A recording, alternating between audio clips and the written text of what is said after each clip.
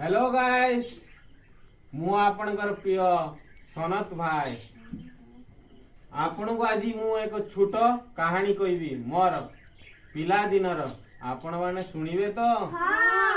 पिले सुनिबे तो ठीक अछि धीरे धीरे कान देई सुन मु प्रथम क्लास रे सेतले पढुथली आ मोर घरे मो माँ बापा आउ मोर तीन भाई गोटे भौणी थिले आमे समस्ते मिलीमिशी चलुथुलु पाठ पढ़ा भी जाउथुलु। तुमे कौन अंगनवाड़ी पढ़िथिलो नाही? ना ना ना से कालर अंगनवाड़ी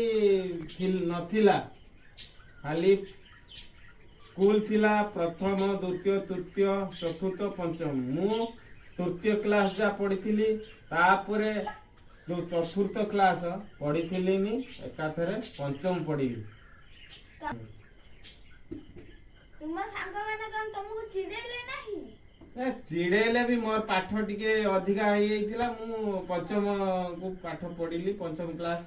मते चिड़ेले भी मु भलो आगु आगु माड़ी चलली तापरे तुमको कौन मु कहिथिली हमर कथा हैला खाली सुनिबु किछि कहबु नाही तुमे आगो को कुहो। ठीक अछि आ सेते बेले मु पंचम जा पढुथली तापरे पंचम सेठी क्लास सइला परे परीक्षा दे सइला परे पास हैला परे मु आसिली बिनापदा हाई स्कूल बिनापदा रे एडमिशन करी मोर घर पाखरे स्कूल थिला